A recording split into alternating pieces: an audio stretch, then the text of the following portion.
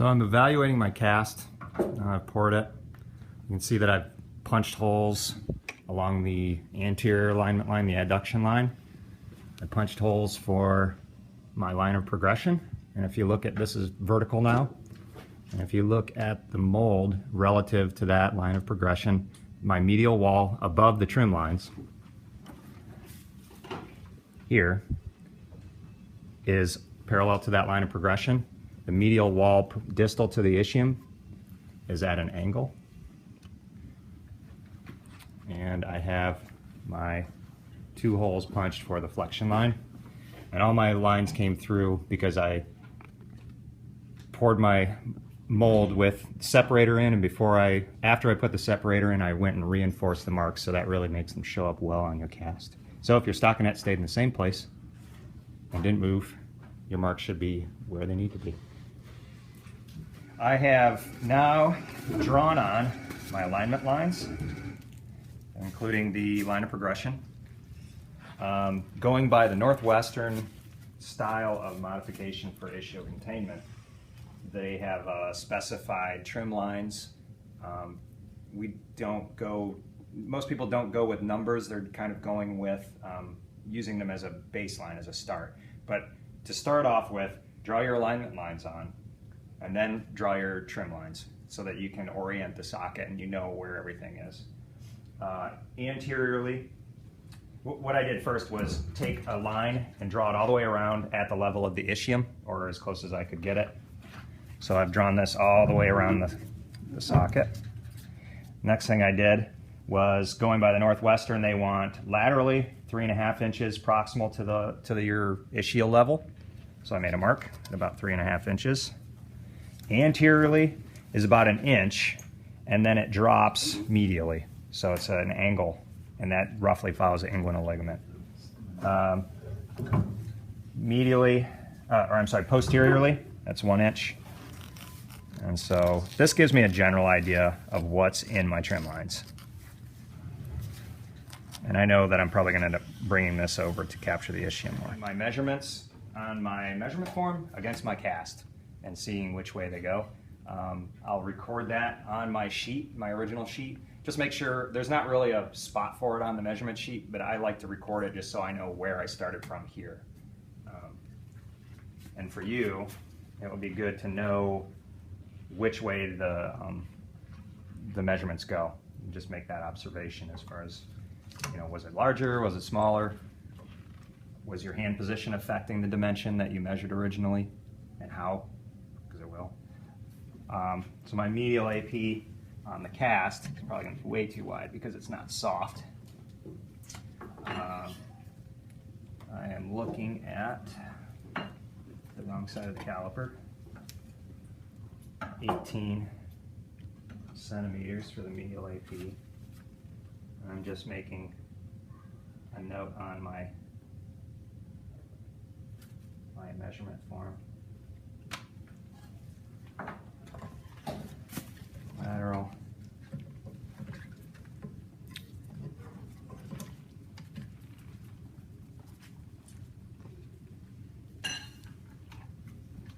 $19.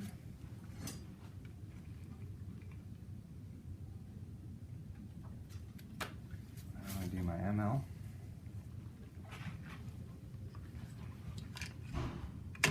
Proximal ML. Switch that around.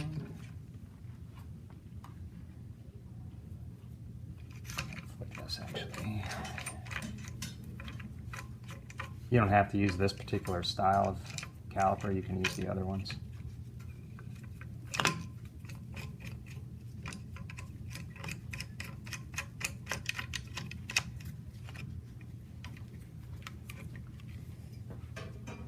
And if you notice, this is anterior, and when I was doing my medial, that was along that medial wall.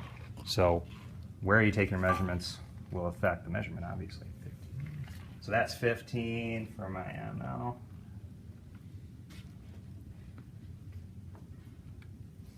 And then I'm going to check my circumferences. So I'm just going to run down every 2 inches here.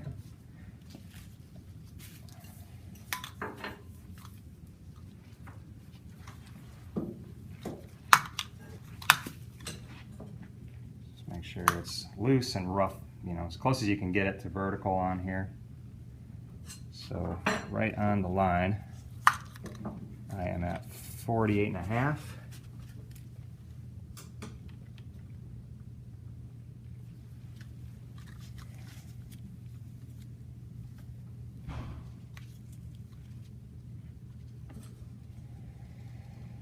I'm at, this was 2, this is 4 inches down. So it's going to be 45.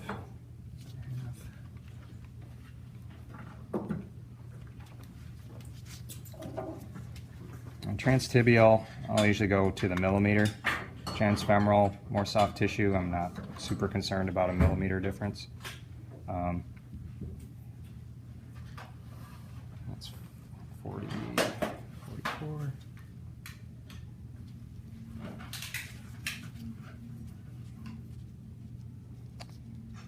For 23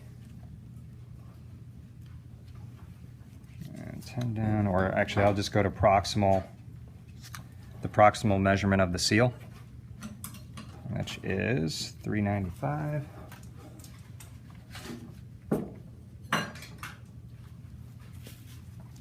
And distal measurement of the seal is 375.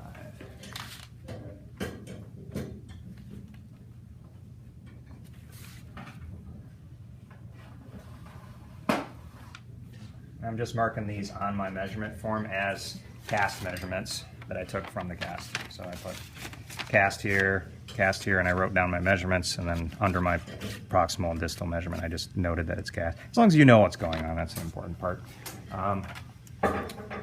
So when I start modifying, or before I start taking any material off, I want to punch hole each one of these increments so that I know where they are after I start taking material off. And I'm going to knock off the seal just to clean everything up first.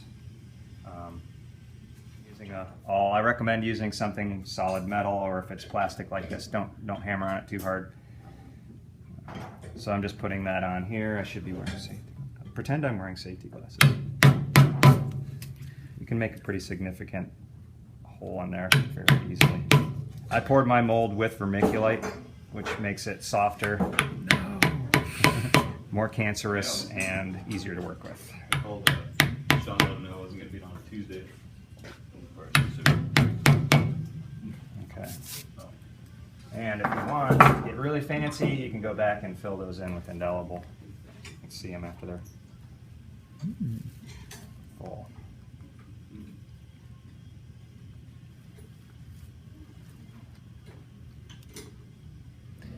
So are you estimating the depth of which your reduction is going to be with it all? No, I'm not. I'm not. To find my reduction, I'm going to pull up a chart on the OSER website so that you know where to look. With him, it's probably going to be somewhere between a 3 and a 4% reduction. All right, I'm going to start taking material off. I'm just cleaning up artifacts here from the stockinette. I'm just smoothing the end. I'm not actually reducing anything. And if typically, I'll just clean that up. Some patients have a little end weight bearing available. With a transtibial, if you're doing a total contact, you would actually reduce the distal end by about ½ an inch. So you would actually take a ½ inch of material up to ensure that you had contact with, especially with a vacuum system. Working with my Surform, I'm not trying to change the shape, I'm just trying to follow the contour. So I'm keeping it at sort of a 45-degree angle to the cast as I work my way around. And this cast has been sitting since last Wednesday or Thursday. So with the vermiculite, it keeps it nice and soft.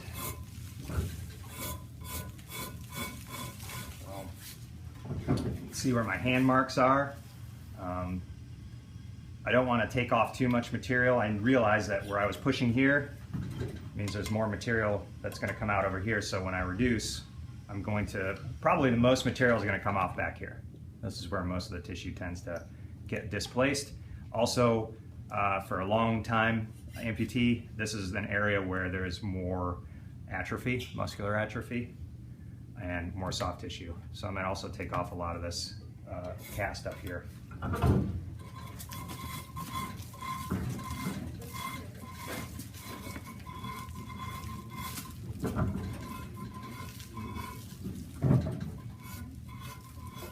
rotating it so that I don't flatten one area.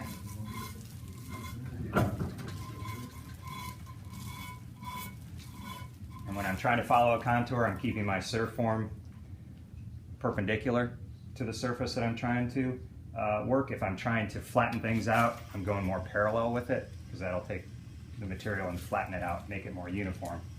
Here I'm trying to follow this nice circular contour, so a little more sideways. If you over modify this, the patient won't like it, and you'll spend a lot of time trying to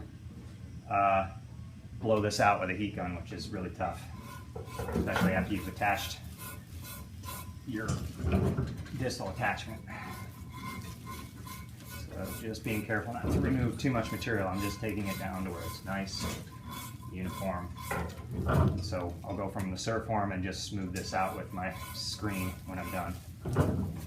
And I'm trying to look for any dimples that were left behind by the seal. So it's hard to see, but if you feel it, you can feel where the seal was still. I'm going to try and even that out just a bit. The goal is to compress the seal. For a skin fit, like Mike, it's not as uniform. It's going to follow the contours of his limb. He has a bony prominence, distal, lateral. That'll be an area you will avoid, similar to the distal tib on a transtibial mold.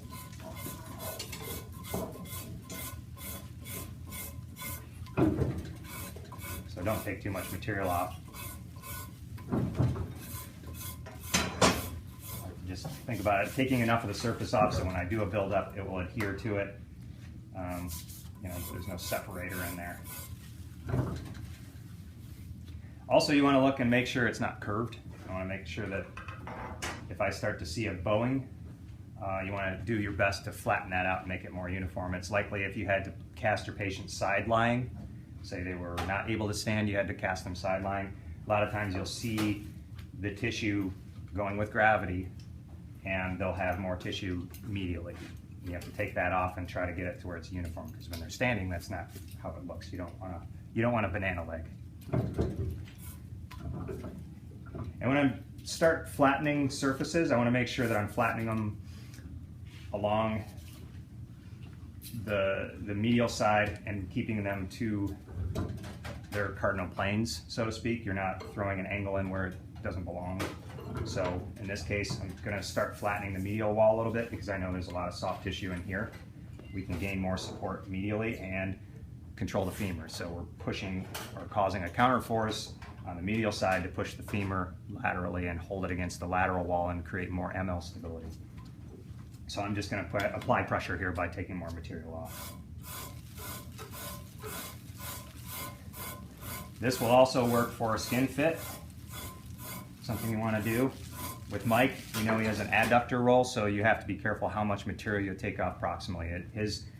His mold is going to be more curved proximally, and you want to maintain that curve. You don't want to flatten that out.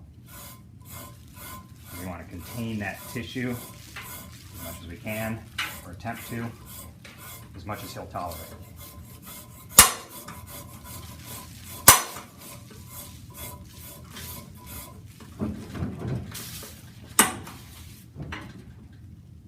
Notice I'm not working one side all at once. I'm going back in, checking my lines, so I'm making sure that the angles look good.